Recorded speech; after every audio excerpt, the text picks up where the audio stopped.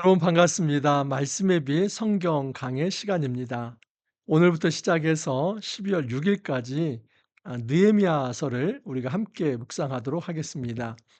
여러분 느헤미야서는 에스라서와 함께 읽어야만 합니다. 왜냐하면 에스라가 포로 2차 귀환을 했고 느헤미야가 3차 포로 귀환을 했는데 나중에 에스라와 느헤미야는 사역이 중첩됩니다. 동시대에 함께 사역한 사람들입니다. 그렇기 때문에 에스라와 느헤미야는 따로 생각할 수가 없고, 그리고 에스라가 이 느헤미야서 저작에 지대한 영향을 끼쳤기 때문에 우리는 에스라와 느헤미야서를 같이 읽어야만 합니다. 여러분 제가 에스라 1 장에서 10 장을 이미 강의했습니다. 그중에 1 장에서 6 장이 성전 재건에 관한 기사였다는 걸 말씀을 드렸는데, 그때도 잠깐 언급을 했지만 성전 재건에 대한 방해가, 성벽 재건에 대한 방해가 같이 나옵니다. 이게 이제 어떤 성전 재건의 앞뒤에 성벽 재건이 들어가 있는 모습이 있었습니다. 여러분 이것을 보면서 제가 그때도 말씀을 드렸죠. 에스라는 1차 포로 귀환이 BC 538 년입니다. 그리고 2차 포로 귀환이 에스라 때인데 BC 458 년. 그래서 1차 포로 귀환보다도 80년 뒤에 온 사람이 에스라입니다. 근데 에스라는 이 80년 전 과거의 성전 재건에 대한 이 역사를 다 알고 그것을 기록한 사람입니다. 근데 에스라는 현재 시대는 어느 시대냐면 아닥사스다 왕 시대이고 느헤미야와 같이 동시대입니다. 그렇기 때문에 느헤미야 시대의 성벽 재건에 대한 방해에 대한 모든 역사도 실제로 이제는 느헤미야가 다 그건 보고 들은 것이죠. 앞에 1차 포로 귀환 때에 성전 재건에 대한 기사는 에스라가 역사의 기록을 통해서 알았다고 한다면, 이제 이 느헤미야에 의해서 이루어지는 성벽 재건과 또 방해 공작, 이런 어떤 실제 역사는 에스라가 직접 동시대에 목도한 것입니다. 그래서 에스라는 여러분 앞에 1차 포로 귀환 때의 역사와 그다음에 뒷부분에 느헤미야의 3차 포로 귀환 때의 역사 전체를 조망하는 유일한 사람이 에스라입니다. 그래서 여러분이 에스라는 당연히 에스라서의 어떤 저자라고도 볼 수 있고요. 그리고 이 느헤미야서가 1 인칭 관점의 시점에서 내가 얘기를 하는데 그 나는 느헤미야입니다. 그래서 1 차적으로 느헤미야서는 저자가 느헤미야라고 볼 수 있지만은, 여러분 많은 학자들이 이 느헤미야의 편집에 에스라가 관여했다고 그렇게 생각을 합니다. 그럴 수 있습니다. 왜냐하면 그것이 에스라서에 나와 있는 성벽 재건과 성전 재건이 동시에 다뤄진다는 것을 볼 때에, 에스라는 학사이고 율법학자이며 제사장이기 때문에 굉장히 어떤 역사 기술이나 또는 어떤 그 문필 어떤 필력이 강하기 때문에 영향을 끼쳤다고 볼 수 있는 것이지요. 여러분 역대기 역대상하도 에스라가 저자였다고 많은 이들이 그렇게 생각을 합니다. 그래서 포로 후기 문서에서는 에스라가 지대한 영향을 끼쳤다 이렇게 생각을 하시면 좋겠습니다. 자, 느헤미야서를 이제 조금만 더 들어가기 전에 역사적 배경을 좀 알 필요가 있습니다. 자, 여러분 에스라가 BC 458년 그때 2차 포로기한 때 돌아왔고, 느헤미야가 BC 445년 13년 후입니다. 이제 3차 포로기한 때 돌아왔다고 말씀을 드렸습니다. 자, 그런데 BC 445년 그 중간에 이 어떤 역사적 흐름이 굉장히 세계사적으로 큰 요동치는 어떤 사건이 하나 있었습니다. 그것은 뭐냐면 BC 454 년에 이 이집트에서 반란이 일어납니다. 이집트와 그리스가 연합을 해서 페르시아에 반기를 든 겁니다.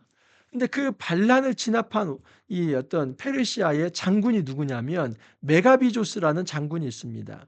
이 메가비조스 이 어떤 가문은 굉장히 선대 가문부터 페르시아에 충성한 가문입니다. 그래서 충성스러운 어떤 왕이 그 어떤 왕의 신하가 메가비조스라고 볼 수 있습니다. 그래서 그 메가비조스가 어떤 그 충성스럽게 이집트 반란을 이제 잠재웁니다. 진압을 합니다. 근데 그 진압을 할 때 어떤 조건이 있었냐면 이 이집트 왕자 이름이 이날루스라고 합니다. 근데 그 이날루스를 살려주는 대가로 항복을 받은 겁니다. 그래서 "너희들이 항복한다면 너희들의 그 수장 역할을 하는 이집트 왕자 이날루스를 살려주겠다." 그렇게 해서 지금 이집트가 항복을 해서 진압이 된 겁니다. 자, 그런데 이 아닥사스다 왕의 황후가 자기 아들이 이 이날루스에 의해서 이제 죽은 겁니다. 그래서 이 개인적인 어떤 복수심이 있어 가지고 "안 돼. 이 이날루스 이 적군이고 아니 그 이 반란의 주모자인데 어떻게 살려줄 수 있냐." 그래서 황후는 이 이날루스를 죽이자고 합니다. 그러면 그 중간에 누가 안차합니까? 왕이죠. 왕은 충성스러운 신하의 말을 들어야 할지 또는 왕후의 말을 들어야 할지. 근데 왕후가 이런 논리를 펴는 겁니다. 만약에 이 신하의 말을 든다면 이것은 왕의 체면이 다 꺾이는 것이고, 그리고 이건 신하가 반란을 하는 거나 마찬가지입니다. 그러니까 왕은 어떤 명예를 지키기 위해서라도 이 이날루스를 죽여야만 합니다. 이런 식으로 얘기를 합니다. 사실은 자기 아들을 죽인 것에 대해서 이제 그 복수심을 그렇게 풀어낸 것이죠. 왕이 여러분 황후의 말을 듣습니다. 자기의 아내의 말을 듣고 이날루스를 처형을 합니다. 그러면 이 메가비조스 장군의 입장은 어떻게 되는 겁니까? 그 명예를 생명처럼 여기는 사람인데 그 적군을 향해서 "야 너희들의 적장을 내가 살려주겠다. 대신에 항복해라." 이렇게 해서 진압이 된 건데 이제 그 적장을 처형을 해 버리면 순식간에 메가비조스는 정말 불의한 사기꾼이 되는 거 아닙니까? 그래서 메가비조스 이걸 참지 못합니다. 그래서 반기를 듭니다. 그래서 그 유명한 BC 449 년에 시리아에서 이제 페르시아 왕에게 반기를 드는, 그냥 메가비조스가 졸지에 이제는 반란군의 수장이 돼 버린 것이죠. 그래서 5 년간 페르시아 왕과 그의 신하인 메가비조스 간에 이 전쟁이 있습니다. 그런데 나중에 5 년이 지난 후에 왕이 마음을 풉니다. 그리고 그 신하가 이제 용서를 구하는 것을 전제로 해 가지고 그리고 사면을 시켜 줍니다. 그게 몇 해이냐면 BC 445 년입니다. 제가 왜 이것을 장황하게 말씀을 드리냐면 11장 일 아 일 느헤미야 1장 1 절을 보면 "하가랴의 아들 느헤미야의 말이라. 아닥사스다 왕 제20년 기슬루월." 이 기슬루월이라고 하는 것은 유대력 9 월을 의미합니다. 오늘날 태양력으로 말하면 11 월에서 인제 12 월을 의미하는 거고, 아닥사스다 왕 제20 년은 BC 445 년입니다. 정확히 지금 메가비조스와 아닥사다 왕이 화해를 했던 시점이 바로 BC 445 년입니다. 근데 이것이 왜 중요하냐면 여러분, 자 한번 보십시오. 이제 2절 그때에 인제 이 아닥사스다 왕이 수상궁에 있습니다. 이 수상궁은 겨울궁인데 이제 11 월, 12 월이니까 아주 좀 따뜻한 이제 남쪽 수상궁에 있는 것입니다. 이때에 이 느헤미야가 자기 이 동족이 이제 예루살렘으로부터 페르시아에 와서 자기에게 전달하는 이 예루살렘의 형편을 보고를 받습니다. 자, 2 절을 보면 "내 형제들 가운데 하나인 하나니가 두어 사람과 함께 유다에서 내게 이르기로 내가 그 사로잡힘을 면하고 남아 있는 유다와 예루살렘 사람들의 형편을 물은즉." 그래서 이제 유다로부터 온 사람들의 이야기를 인제 들어보는 겁니다. 자, 그러자 이런 얘기를 합니다. 3 절을 보면 "그들이 내게 이르되 사로잡힘을 면하고 남아 있는 자들이 그 지방 거기에서 큰 환난을 당하고 능욕을 받으며 예루살렘 성은 허물어지고 성문들은 불탔다 하는지라." 이 예루살렘 성문 허물어지고 성문 는 불탔다. 자, 이 대목을 제가 여러분 에스라서에서 말씀을 드렸는데, 여러분 에스라서에서 보면은 성벽 재건에 대해서 대적자들이 이 왕에게 이제 어떤 거짓 상소를 올립니다. 만약에 이 성벽이 재건이 되면 이 유대 민족은 원래 반항하기 좋아하는 아주 반골 기질이 있는 어떤 민족인데, 성벽이 재건된다면 반드시 왕에게 손해가 있을 것입니다. 그들은 성벽을 재건해서 자기 유다 나라를 세우고 독립을 해서 세금도 바치지 않을 것입니다.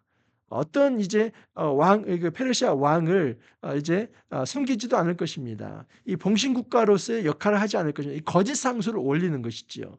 근데 그때에 통합니다. 왜 통했냐면 그 시기가 바로 메가비조스와 아닥사스다 왕 사이에 불화가 있고 전쟁이 있던 시대입니다. 근데 메가비조스가 어디에서 반란을 일으켰다고요? 시리아입니다. 시리아는 여러분 예루살렘 북쪽 아닙니까? 그러니까 이 강 건너편 유프라테스 강 건너편에 있는 사람들이 반란자로 이제 엮여져 있는 그런 때입니다. 이런 시기에 거짓 상소를 받았기 때문에 그래? 메가비조스가 지금 시리아에서 반란을 일으켰고 그러면 유다까지 성벽을 짓는다는 것은 나한테 반란을 일으키는 거야? 그렇게 해서 성벽 재건을 중지시키라는 조서를 내립니다. 근데 거기서 끝나지 않고 그 회파를 해버립니다. 그러니까 이미 쌓여 있던 성벽도 다 무너뜨리는 것이죠. 그래서 이 보고를 이제 예루살렘에서 온 이 하난이라고 하는 이 사람이 느헤미야에게 보고를 한 겁니다. 이 예루살렘 형편이 말이 아닙니다. 성벽이 다 불타고 백성들도 마음이 다 떠났습니다. 성전은 세워졌다고 하지만 덩그러니 있을 뿐이고 제사도 제대로 이루어지지 않고 성벽은 무너졌습니다. 말이 아닙니다. 이 보고를 한 것입니다. 여러분 느헤미야는 페르시아에서 태어나서 페르시아에서 자라고 페르시아의 관료가 된 사람입니다. 물론 느헤미야는 분명히 유대인이지만 태생 자체가 페르시아입니다. 그러면 여러분 이런 얘기를 들었을 때 뭐 그건 그냥 유대인의 이야기지 이렇게 말할 수 있는 거 아닙니까? 페르시아에서 태어났고 페르시아의 관료가 됐다면 자기 정체성을 '나는 페르시아 사람이다.' 이렇게 생각할 수 있는데 느헤미야는 그렇지 않습니다. 느헤미야는 페르시아에서 태어나서 페르시아의 관료가 되었지만 그는 유대인이라고 하는 정체성을 가지고 이 소식을 듣고 옷을 찢고 회개를 하며 웁니다. 이것이 느헤미야의 가장 큰 어떤 정치 지도자의 이 좋은 점입니다. 여러분 정치 지도자 이 우리의 어떤 지도자가 가져야 할 가장 큰 덕목은 책임감입니다. 그러니까 내가 누구인가를 분명히 알아야 하고 내가 소속된 그 어떤 조직과 단체를 지키고자 하는 그 책임감이 리더자의 가장 기본이지요. 느헤미야는 절대 여러분 내가 현재 페르시아에서 높은 관료에 있기 때문에 자기 동족이 어떻게 어떤 형편에 있든 어떤 열악한 형편에 있든 그 성벽이 무너졌든 그냥 아무 관심도 갖지 않는 그런 사람이 아닙니다. 느헤미야는 지금 멀리 한 1200km 떨어져 있는 그곳에 자기 동족의 아픔을 자기 아픔처럼 느끼고 네 그 어떤 이제 예루살렘 성벽이 무너진 것을 자기 마음이 무너지는 것처럼 그렇게 아파했습니다. 자 한번 보십시오. 내가 이 말을 듣고 앉아서 울고 수일 동안 슬퍼하며 하늘의 하나님 앞에 금식하며 기도하여 나중에 보면은 여러분 페르시아 왕에게 나갈 때 수색이 깊었다고 합니다. 이것은 슬픈 기색이 있었다는 것이죠. 사실 여러분 왕 앞에 나아갈 때 슬픈 기색을 하면 죽습니다. 절대 왕 앞에서는 누가 실제로 부모가 죽어도 그렇게 슬픈 기색을 해서는 안 됩니다. 이게 페르시아 법입니다. 그래서 만약에 슬픈 기색을 하면 저놈이 나를 이제 역모를 꾀해서 죽이려고 하는 거야 해서 왕이 한번 수틀리면은 죽일 수도 있습니다. 왕의 감정에 따라서. 그래서 절대 왕 앞에서는 수색을 보여서는 안 되는데 너무나 이 자기 동족이 그렇게 망하고 예루살렘 성벽이 무너졌다는 것에 대해서 너무나 슬퍼서 왕 앞에서도 수색을 가졌던 이 존재가 느헤미야입니다. 그처럼 이 느헤미야는 자기 동족에 대한 어떤 동질감 그리고 그들을 지켜야 한다는 어떤 책임감 이것이 페르시아의 관료였음에도 가지고 있었다는 것이지요. 그래서 금식하며 기도합니다. 이런 기도를 합니다. 이르되 하늘의 하나님 여호와 크고 두려우신 하나님이여 여기에 하나님을 뭐라고 부릅니까? 하나님 여호와라고 부릅니다. 자 그런데 이 느헤미야는 페르시아에서 태어나서 페르시아에서 교육받고 페르시아의 관료가 되었다고 말씀드리지 않았습니까? 참 부모의 교육이 저는 대단했다라고 생각합니다. 느헤미야는 이런 페르시아 속에서도 페르시아에 그 신이 있습니다. 아우자 이제 마르다라고 하는 이 아우자 마르다라고 하는 분명한 이 페르시아의 신이 있지만은 느헤미야는 그 신을 부르는 게 아니라 하나님 여호와를 부르며 크고 두려우신 하나님이여 하면서 그 여호와를 그렇게 두려운 분으로 이제 생각을 하며 부릅니다.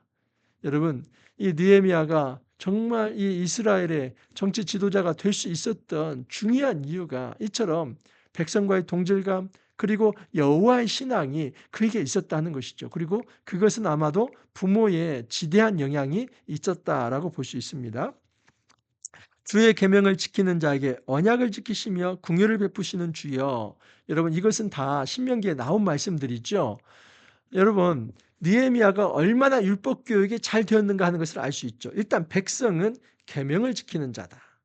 그리고 하나님은 그런 계명을 지키는 자와 언약을 맺고 언약을 지키시는 자다. 그러니까 이게 상호 연결이 되는 겁니다. 하나님과 백성의 언약 관계라고 하는 것은 백성은 계명을 지키는 자이고 하나님은 언약을 지키면서 그 백성을 보호하는 존재입니다. 이것을 들면서 기도를 하는 거예요. 그러니까 여러분, 기도는 단지 내가 하고 싶은 말 또는 아픈 마음을 토로하는 이런 정도가 아니라 반드시 기도는 말씀에 근거한 기도를 해야만 합니다. 우리는 묵상 기도라고 하는 것을 아무 소리도 안 내는 기도라고 생각합니다. 근데 묵상 기도의 핵심은 뭐냐면 말씀을 묵상하고 적용하는 기도가 묵상 기도입니다. 느헤미야는 여러분 깊은 영성이 있습니다. 이 지도력을 지금 얘기하는 겁니다. 진짜 지도자가 되기 위해서는 이런 지도력이 있어야 하는데 그에게 영적인 경건함이 있었다는 것이지요. 하나님 앞에 기도를 합니다. 근데 그 기도는 하나님이 어떤 존재인가를 알고 기도하는 겁니다.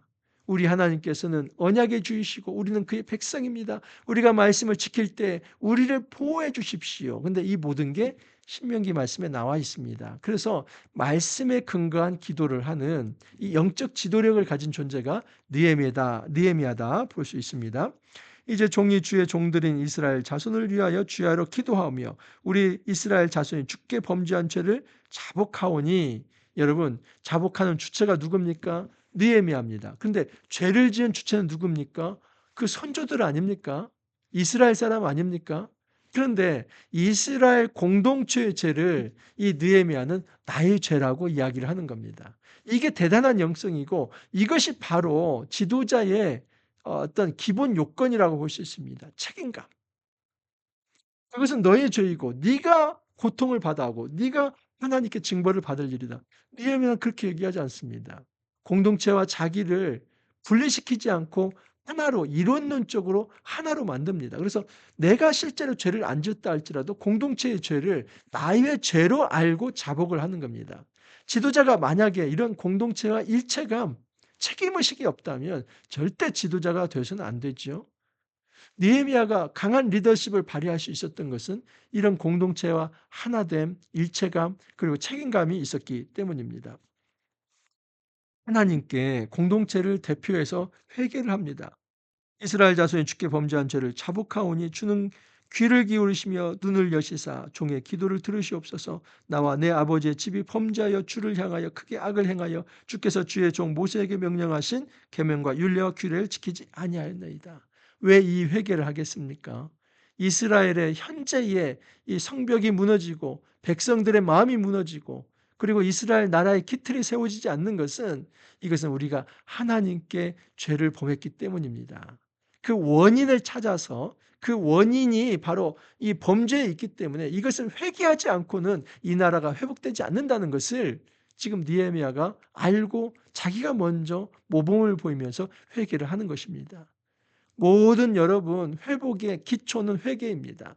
대각성이라고 하는 것은 결국 회개 운동입니다. 우리 한국에서 여러분 1907년에 우리 평양 대부운동 이 대각성 운동 아닙니까? 그의 핵심은 회개 운동이었습니다. 서양 선교사가 먼저 회개를 했고 그리고 그와 함께한 이제 조선의 장로들이 회개를 했고 그러면서 온 백성이 회개를 하면서 여러분 전체의 원산과 평양에서 이 대부흥 운동이 일어나고 이 조선 반도가 정말 여러분 성령의 불바다가 되었습니다. 은혜의 바다가 되었습니다. 우리가 진짜 부흥을 원한다면 회개로부터 시작을 해야만 합니다. 우리가 얼마나 하나님 앞에 추한 존재인지. 실제로 내가 죄를 짓지 않았다 할지라도 공동체에 그런 죄가 있다면 그 공동체의 죄를 가슴에 품고 회개할 수 있어야만 우리는 영적 지도력을 행사할 수 있다는 사실입니다. 옛적에 주께서 주의 종 모세에게 명령하여 이르시되 만일 너희가 범죄하면 내가 너희를 여러 나라 가운데 흩을 것이요. 여러분 신명기 말씀을 우리가 안 볼 수 없습니다. 신명기 28장 15절을 보면 내가 만일 내 하나님 여호와의 말씀을 순종하지 아니하여 내가 오늘 내게 명령하는 그의 모든 명령과 규례를 지키지 행하지 아니하면 이 모든 저주가 내게 임하며 내게 이를 것이니 이게 15 절입니다. 자 25 절을 보면 여호와께서 내 적군 앞에서 너를 패하게 하시리니 내가 그들을 치러 한 길로 나가서 그들 앞에서 일곱 길로 도망할 것이요 내가 또 땅의 모든 나라 중에 흩어지고 보십시오. 여기 보면 신명기 말씀을 바탕으로 기도를 하는 겁니다. 옛적에 주께서 주의 종 모세에게 명령하여 이르시되 만일 너희가 범죄하면 내가 너희를 여러 나라 가운데 흩을 것이요. 이것은 신명기 26장 25절 말씀을 바탕으로 하나님 우리가 바벨론 포로가 되었던 것은 우리가 하나님께 말씀에 불순종했기 때문입니다. 그 회개를 하는 것입니다. 자, 또 하나 이거 이제 회복도 말씀의 기초에서 기도를 하는 겁니다.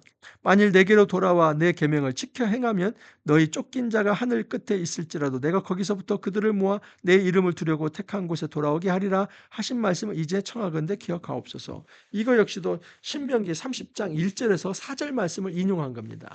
자, 신명기 30장 1절 4절 말씀 제가 읽어 드립니다. 내가 네게 진술한 모든 복과 저주가 네게 임함으로 내가 내 하나님 여호와로부터 쫓겨간 모든 나라 가운데서 이 일이 마음에 기억이 나거든 너와 내 자손이 내 하나님 여호와께로 돌아와 내가 오늘 내게 명령한 것을 온전히 따라 마음을 다하고 뜻을 다하여 여호와의 말씀을 청종하면 내 하나님 여호와께서 마음을 돌이키시고 너를 긍휼히 여기사 포로에서 돌아오게 하시되 내 하나님 여호와께서 흩으신 그 모든 백성 중에서 너를 모으시리니 내 쫓겨간 자들이 하늘가에 있을지라도 내 하나님 여호와께서 거기서 너를 모으실 것이며 거기서부터 너를 이끄실 것이라.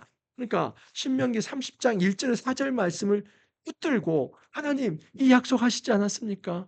그 쫓겨난 곳 포로지에서라도 하나님을 부르면 하나님께서 그곳에서 하늘 끝에서라도 구원해서 다시 돌아오게 해 주시겠다고 신명기 30장 1절에서 4절에 약속하지 않았습니까? 그 약속을 붙들고 기도를 하는 것입니다. 이들은 주께서 일찍이 큰 권능과 강한 손으로 구속하신 주의 종들이요 주의 백성이니이다. 이 출애굽 백성이라는 것이죠. 하나님께서 출애굽시킨 이 구원의 백성, 언약의 백성 아닙니까? 그렇게 물어보는 겁니다. 주여 구하오니 귀를 기울이사 종의 기도와 주의 이름을 경외하기를 기뻐하는 종들의 기도를 들으시고 오늘 종이 형통하여 이 사람 앞에서 은혜를 입게 하옵소서 하였나니 그때 내가 왕의 술관원이 되었느니라. 이 사람이 누굽니까? 아닥사스다 왕이죠.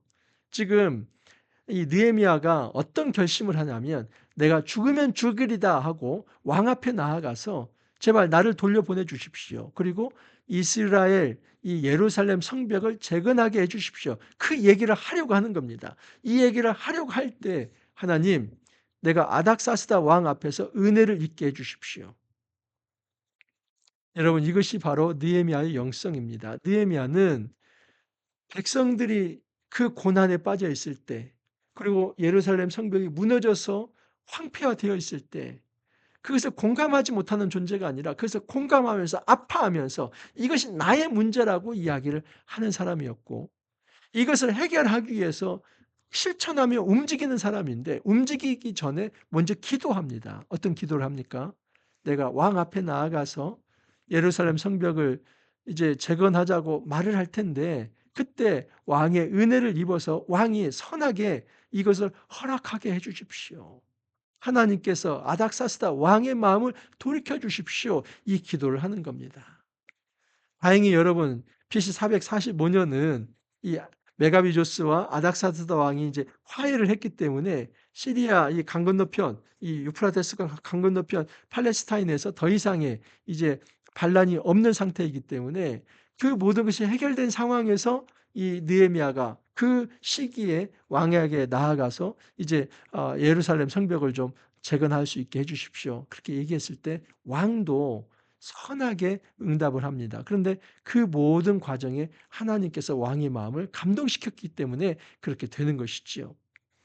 여러분 이제 느헤미야서 또 시작을 합니다. 우리가 항상 시작은 어렵습니다. 시작의 반입니다. 첫 시동 걸기가 참 어렵지만 이제 시동이 걸렸습니다. 특히 느헤미야서에서는 지도력을 우리가 배워야만 합니다. 영적 지도력.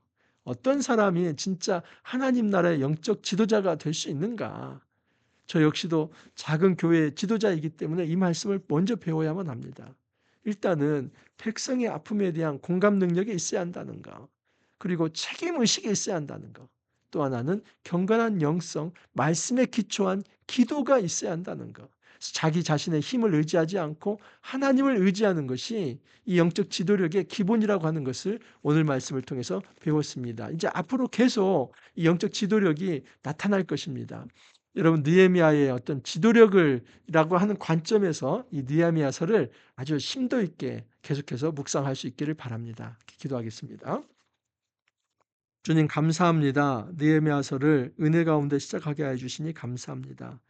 이 시간 이 시대에 우리가 가정에서 공동체에서 또 사회에서 작은 지도자입니다. 주님, 우리가 느헤미야처럼 선한 지도력을 행사할 수 있게 하여 주옵소서.